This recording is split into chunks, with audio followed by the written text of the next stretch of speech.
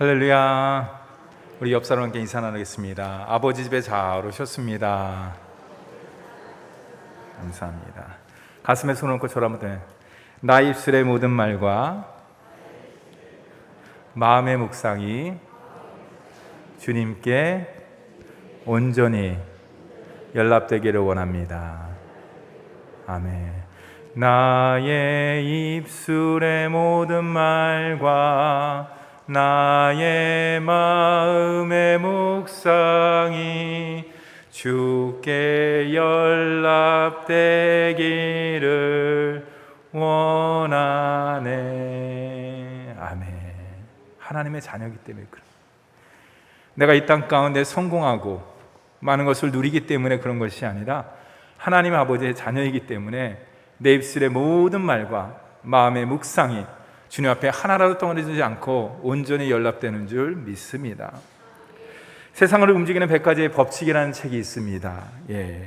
과학, 수학, 사회과학 등 다양한 법칙에 대한 정보를 제공하고 있는데요, 이 책에 우리가 잘 아는 내용들이 많이 있습니다. 머피의 법칙, 그 다음에 나비 효과, 그 다음 위압 효과, 플라시보라 그러죠. 그런 효과 등등 100가지의 법칙이 기록되어 있는데요, 그 중에 우리의 눈길을 끄는 법칙이 하나가 있습니다. 그것은 뭐냐?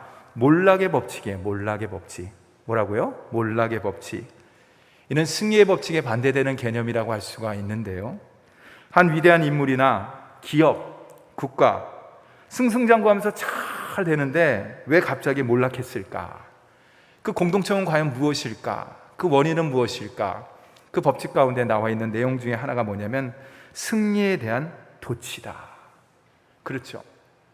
처음에는 그런 마음을 먹지 않았는데 어떤 인물이라든지 기업이라는 국가가 잘 되니까, 야, 그래, 내가 이 정도 이뤘구나, 우리나라가 이 정도 되는구나, 우리 기업이 이걸 갖다 다 이뤘구나 라고 그 승리에 대한 도취 때문에 인물이라든지 기업이라든지 국가라든지 민족이라든지 그 모든 것들이 몰락할 수밖에 없다. 그 큰 원인이라고 하는 것이에요.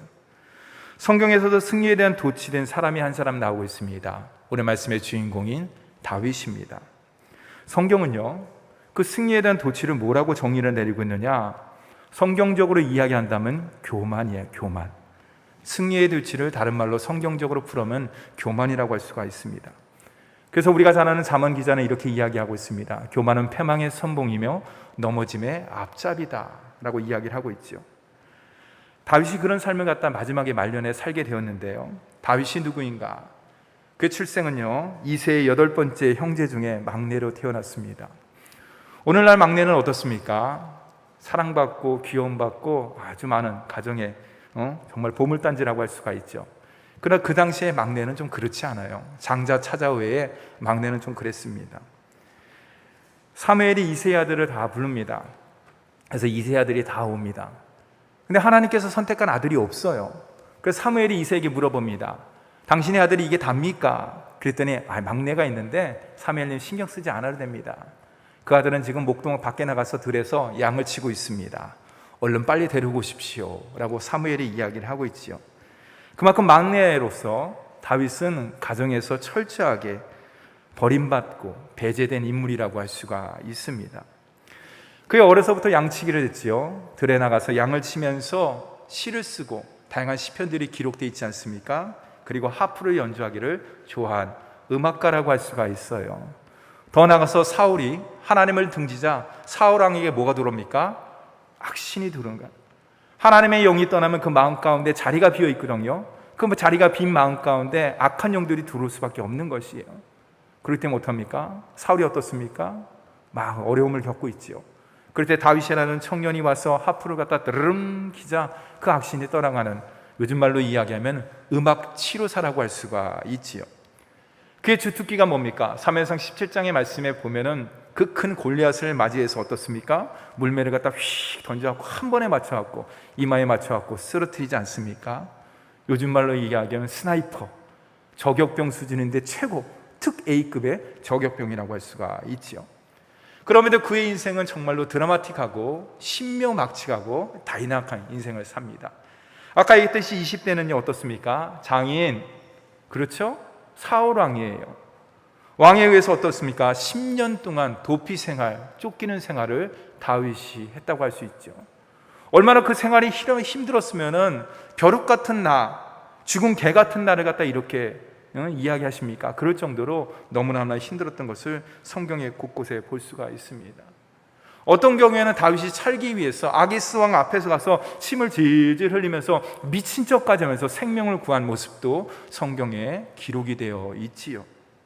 그런 마르풍 같은 죽은 개와 같은 벼룩과 같은 다윗의 인생에도 한 줄기 하나님의 은혜와 빛이 임하였습니다. 30대의 다윗은요, 남유다와 북이스라엘을 통일하는 최초의 통일왕국의 왕의 위협을 달성하게 되지요. 그의 30대가 그런 생활을 갖다 40대는 어떻습니까?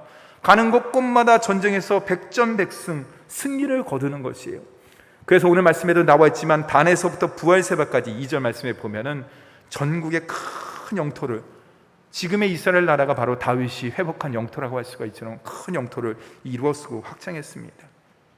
다윗이 하나님 마음에 들었습니다. 하나님 말씀을 붙잡았습니다. 가는 곳곳마다 하나님의 약속대로 전쟁에서 승리의 계가를 부르며 다윗이 하는 모든 일이 하나님 마음에 합한 마음이기 때문에, 하나님 마음에 합한 일이기 때문에 하나님께서 그에게 복위의 복을 내려주시죠. 그러는 어느 날 오늘 말씀 21장, 사탄이 일어나 이스라엘 대적하고 다윗을 충동하여 이스라엘을 계수하게 하니라. 이 역대상 21장의 내용의 첫 절에 보면 다윗의 나이는 대충 어땠을까? 다윗의 말년이라고 할 수 있어요. 다윗이 마지막, 그렇죠? 죽기 전에 몇 년 전에 이 일이 일어나는 것이라 볼 수 있어요. 앞에 내용 역대상 20장의 내용에 보면 다윗이 블레셋과의 대승을 거둡니다. 그 거둔 이후에 갑자기 다윗이 이야기합니다. 요압을 부릅니다. 요압 장군 일로 와 보세요. 인구조사를 한번 해보십시오 라고 이야기를 합니다. 왜 다윗은 갑자기 인구조사를 요압에게 명령했을까요? 한 나라의 왕으로서, 군주로서 인구를 조사하는 것이 나쁜 일인가요? 나쁜 일이 아니에요. 큰 문제인가요? 절대로 큰 문제가 아니었습니다. 그러면 다윗이 왜 인구조사를 했을까? 그 다윗의 마음의 동기는 과연 무엇일까? 일반적으로 인구조사를 한다는 것은요, 정치, 군사, 종교, 경제, 문화, 이 모든 것들의 어떤 생활 지표라고 할 수가 있죠. 우리나라도 그런 조사를 하지 않습니까? 몇 년에 한 번씩. 그런 것들을 알아보기 위한 것이에요. 오히려 그것을 알아보는 데서 우리나라가 더욱더 어떻게 하면 구강할 수 있을지, 이스라엘 백성들이 어떻게 하면 행복해 살 수 있을지, 왕으로서의 그것을 궁금한 것은 당연한 것이라고 할 수 있어요. 당연한 것이라고 할 수 있어요. 그런데 인구조사를 하면서 다윗의 마음 가운데 어떤 마음이 들었을까? 그의 신령 깊숙한 곳에 무엇이 들었을까? 그래서 하나님께서는 이 일을 좋게 여기지 않으셨어요. 다윗의 마음 가운데 무엇이 있었길래 이 정도면 내가 성공한 사람이지, 이만하면은 내가 자부심을 가질만 하지 않겠어? 이런 마음이 들었겠죠. 자신의 군대와 인구를 점검함을 통해서 만박강한 군사력을 확인해 보게 됐고요, 자신의 위대함을 그려보면서 자신의 업적과 자신의 공로를 머릿속에서 떠올리면서 확인하고 또 확인하고 또 확인하면서 미소를 지었을 것입니다.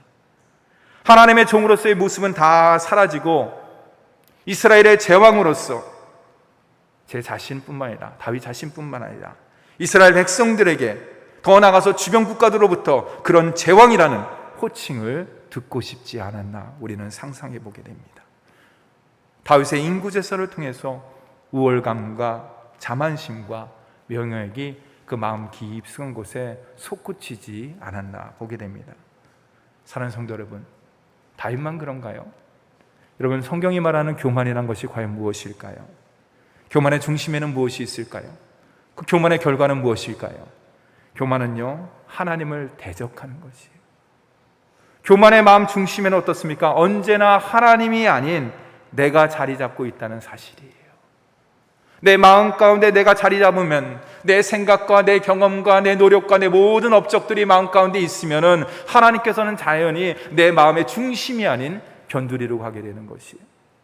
근데 그거로 끝나는 게 아니에요. 내가 생각, 내 계획, 내 뜻, 모든 것들이 중심에 자리 잡으면 어떻습니까? 보니까 세상에 저것도 좋거든요. 이것도 취해보고, 아, 저것도 누렸으면 좋겠는데, 이것도 누려보고, 아, 저건 내 것 같은데 저것도 가져보는 것이에요.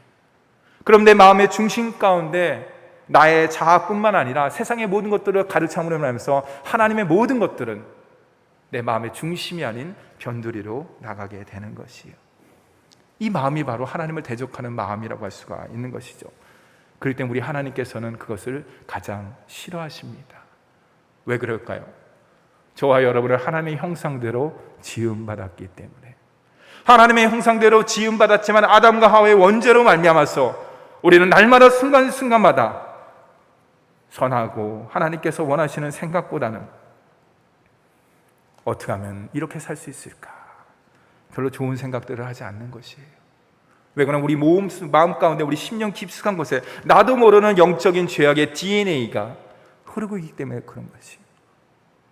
우리 사랑의 하나님께서는 그것을 너무나 잘 아셨기 때문에 율법을 이스라엘 백성들에게 주었지만 오히려 율법이 그들의 올무가 되고 율법이 그들의 기준이 되고 율법이 판단이 됨으로 말미암아서 그들은 편협한 백성으로서 자리 잡게 될 수밖에 없었던 것이죠. 하나님께서는 율법 가지고도 안 됐기 때문에 하나님께서 최후의 방법인 예수 그리스도 하나님의 아들을 이 땅 가운데 보내주셨습니다. 우리의 교만한 모든 마음들, 우리의 죄와 허물을 갖다 다 씻을 수 있는 것은 저 십자가에 달리신 예수 그리스도의 공로, 예수 그리스도의 은혜, 예수 그리스도의 보혈, 예수 그리스도의 사랑, 예수 그리스도의 능력, 성령의 모든 역사를 통해서 그 모든 것들이 가능한 줄 믿습니다. 교만의 결과는 무엇인가요? 하나님을 인정하지 않아요. 주님의 존재를 나도 모르게 무시합니다. 부정을 합니다. 주님이 행하신 모든 것들도 우연이지, 내가 운이 좋아서 이루어진 것이지, 내가 살다 보니까 운 좋은 사람이야, 럭키맨인 것 같아. 아닙니다. 그게 교만의 결과라고 할 수가 있는 것이. 그럼 다윗의 교만은 과연 무엇일까요? 하나님의 은혜로 다윗이 연속된 승리를 거뒀습니다. 남과 북이 통일됐습니다. 맏아들로서 많은 가정 가운데 왕따를 당했는데, 목동으로서 별 볼 일 없었는데, 공부도 많이 하지 않았는데 하나님께서 그를 사랑해 주시고 긍휼을 주시고 은혜를 베풀어 주셔서 이스라엘 왕으로 삼아 주시고 가는 곳곳마다 승리의 객으로 부를 수 있는, 날마다 성공적인 인생을 거두는 놀라운 사실을 하나님께서 허락해 주셨죠. 근데 여러분, 너무나 놀라운 것은 우리가 읽은 역대상 다윗의 말년의 인생에 보면은 그 하나님의 놀라운 은혜와 사랑을 갖다 경험한 그 다윗이 기도했다, 하나님 앞에 예배를 드렸다, 그런 말이 없어요.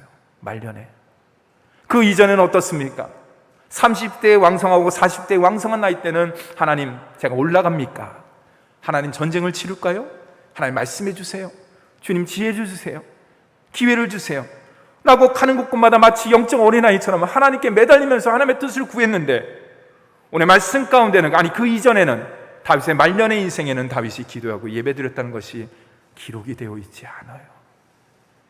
여러분, 목사님, 다윗이 바빠서 그렇잖아요. 전쟁하기도 바쁘고 나라 일구는 것도 얼마나 바쁩니까? 가정살림 꾸리는 것도 바쁜데 한 나라 갖다 일구려고 그러니 얼마나 힘들겠습니까? 그렇죠. 여러분, 우리의 인생 가운데 이해되지 않는 일들이 있을까요? 있습니다. 그러나 이해되는 일도 있어요. 그러나 중요한 건 뭐냐? 믿음의 관점, 성경의 관점에서 보면은 이해는 할 수 있어요. 다윗이 바쁘기 때문에, 분주하기 때문에, 여러 가지 처리될 일들이 많기 때문에 다 이해합니다. 그러나 믿음으로 보면은, 하나님의 관점으로 보면, 말씀으로 비춰보면은 이해는 우리가 할 수 있지만 동의는 안 되는 거예요. 하나님의 입장 가운데 들어갔을 때, 말씀 가운데, 중심 가운데 나갔을 때 그것은 동의가 될 수 있는 부분이 아니에요. 왠지 아십니까? 우리 하나님께서는 그 모든 것들을 이루어 주셨기 때문에 그런 것이에요. 중요한 것은 다윗의 마음 중심에 주님으로부터 멀어졌다는 거예요. 이게 문제예요. 이게. 앞에서 요압 장군의 인구 조사에 대한 다윗의 부당함을 지적합니다.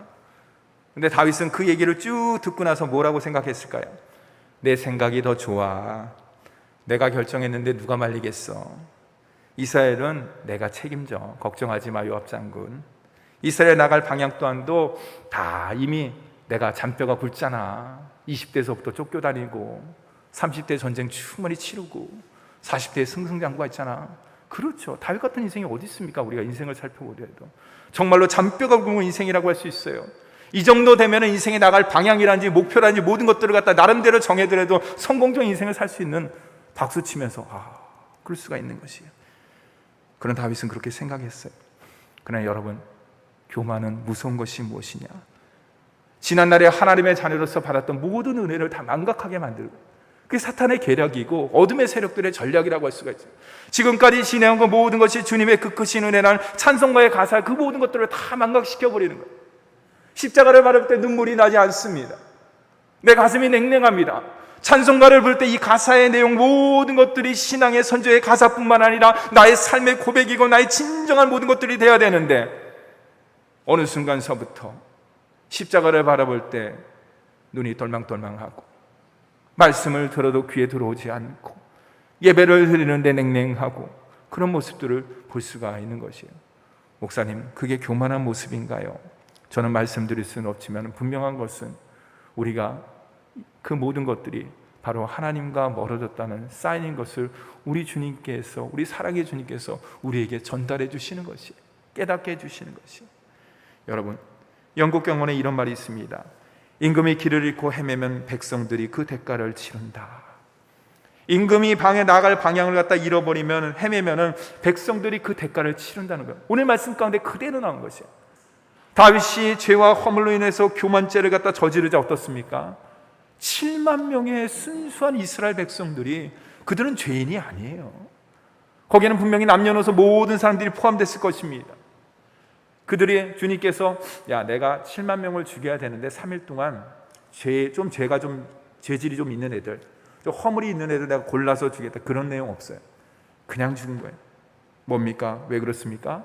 다윗의 교만 때문에, 다윗의 허물 때문에 그 임금과 죽은 것이에요. 다윗의 생각과 달리 그러면 하나님께서는 그 모습을 어떻게 보셨을까? 우리 다 같이 7절 말씀을 함께 읽도록 하겠습니다. 시작.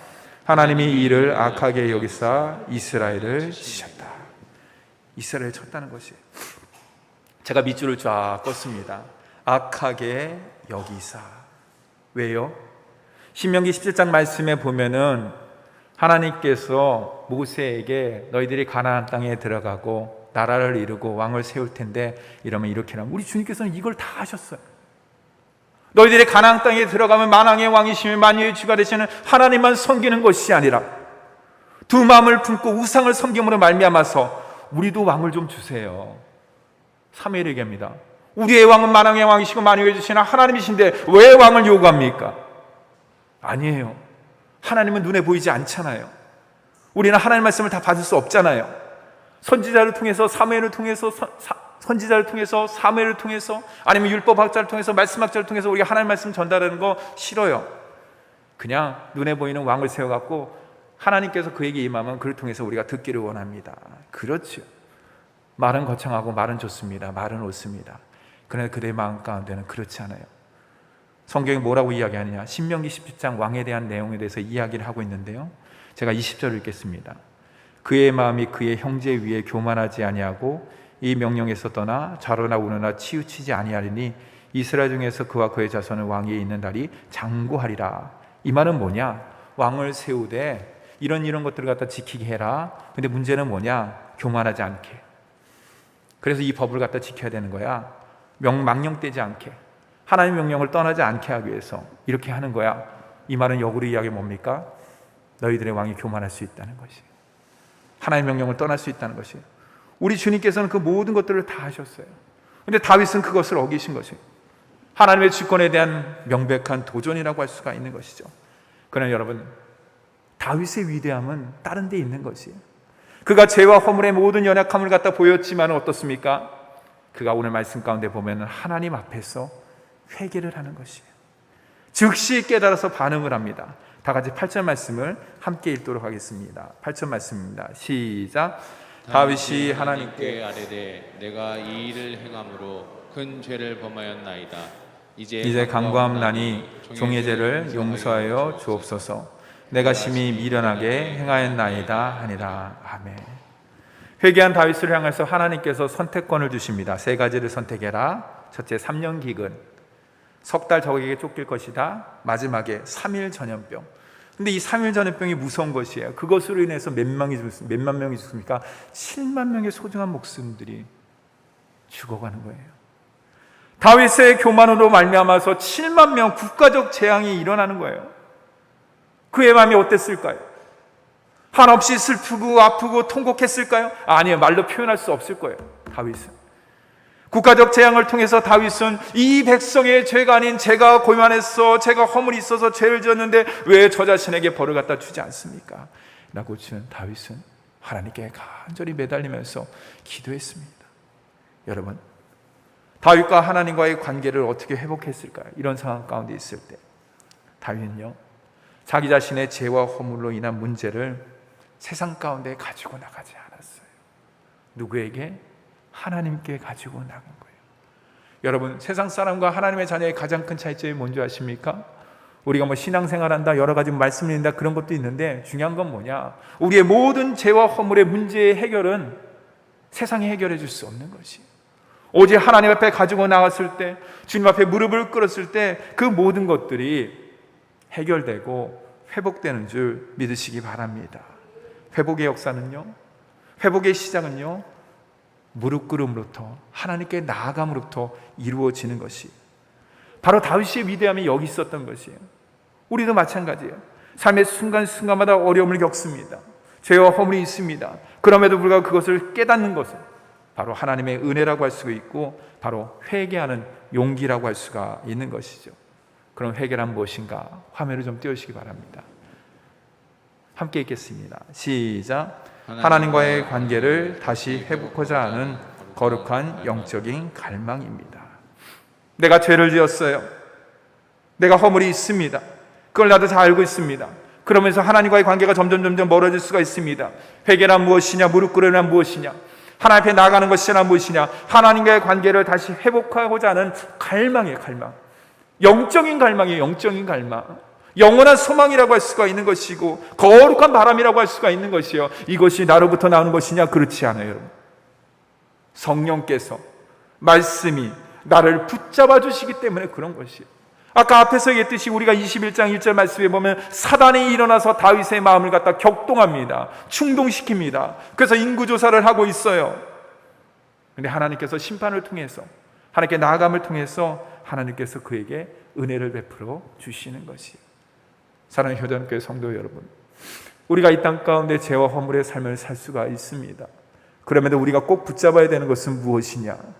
성령님을 붙잡고 말씀을 의지하면서 나가기를 간절히 바랍니다.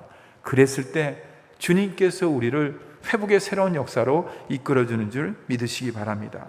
근데 더욱더 놀라운 것은요, 하나님께서 다윗의 교만을 징계하고 심판하고 야단치는 것으로 끝나지 않았어요. 여러분, 저를 한번 따라서 했습니다. 우리 하나님은 신묘막측하신 분이십니다. 네, 말이 좀 어렵죠? 하나님의 계획과 하나님의 섭리와 하나님의 뜻을 우리의 인간의 지혜와 이성으로서는 알 수 없다는 거예요. 오직 믿음으로 나갈 때 그 모든 것들을 알 수 있다는 것이에요. 오늘 말씀이 그것을 증거하고 있는 것이에요. 하나님은 다윗의 교만함을 징계하고 야단치는 것으로 너 이제 알았지? 내가 누군지 알아? 내가 심판의 하나님이야. 내가 불꽃 같은 눈동자로 너를 감찰하고 있어. 알파 오메가 다 보고 있어. 네 인생 처음부터 끝까지 다 알고 있어. 너 그러니까 조심해야 돼. 이게 아니에요. 하나님께서는 그 아까운 인간, 소중한 인명 7만 명을 희생하면서 다윗에게 마음판에 꼭 새기고자 하는 한 가지가 있었어요. 여러분 생각해 보세요. 7만 명의 인구 대 다윗, 비교할 수가 있습니까? 다윗이 위대하고 하나님의 사람으로서 쓰임받고 하나님 말씀에 합한 사람이라 그래서 그 7만 명의 모든 인구가 다 그 다윗의 한 인생에 버금갑니까? 그렇지 않아요. 그렇지 않아요. 근데 왜 하나님께서는 왜 그 7만 명을 희생하면서 7만 명을 심판하면서 10만 명을 죽이면서 그 다윗의 마음판에 새기고자 하는 것이 가장 무엇일까? 그는 그거예요.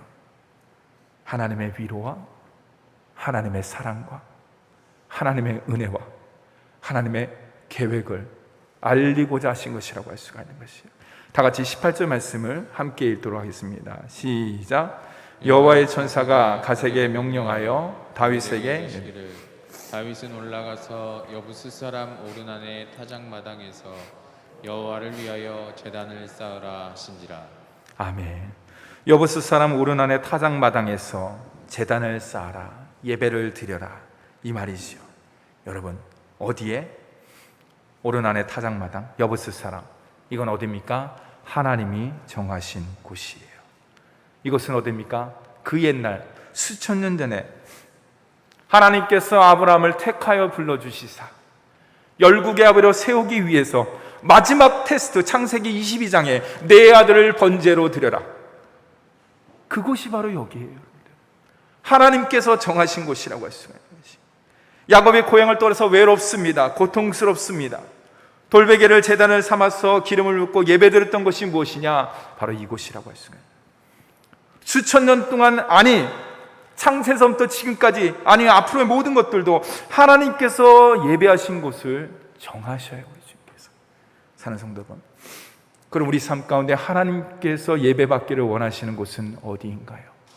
먼저는 내 심령이에요. 주님의 말씀이 머무는 것, 예수 그리스도의 사랑과 보혈을 통해서 거룩하게 받은 이곳, 이곳에 우리 주님께서 심령 가운데 예배받기를 원하시고, 또는 어딘가요? 우리의 가정, 우리의 직장, 우리의 삶의 모든 것들.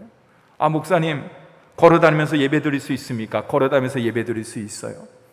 아, 그러면 목사님 사도신경, 찬송가, 말씀, 목사님 말씀 또 이렇게 전해줘야 되는데 이걸 어떻게 할 수 있습니까? 유튜브를 통해서 봐야 되는 겁니까? 그러다 걸리면 넘어지면 어떡합니까? 그럴 필요 없어요, 여러분들. 예배드림이 무엇입니까? 하나님과 영적인 귀한 교제라고 할 수가 있는 것이.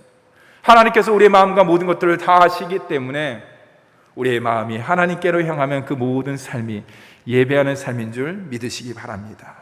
여러분, 하나님의 자녀의 심령과 간영과 삶의 회복은 예배드림을 통해서 이루어지는 것이에요. 하나님의 자녀와 세상 사람들의 가장 큰 차이점은 무엇입니까? 세상 사람들은 세상에 예배를 드립니다. 우상에게 절을 합니다. 물질을 취합니다. 우리는 어떻습니까? 오직 하나님께만 예배드리는 것이. 하나님을 만나는 예배의 자리가 무엇입니까? 내 경험과 내 생각과 내 노력 모든 것들을 저 십자가 앞에 내려놓는 것이. 오늘도 우리는 저 십자가 앞에 내려놓기 위해서 하나님 앞에 나아간 것이. 예배의 자리가 무엇입니까? 하나님의 말씀을 듣는 것이에요. 경청하는 것이에요. 바른 자세로 듣는 것이에요.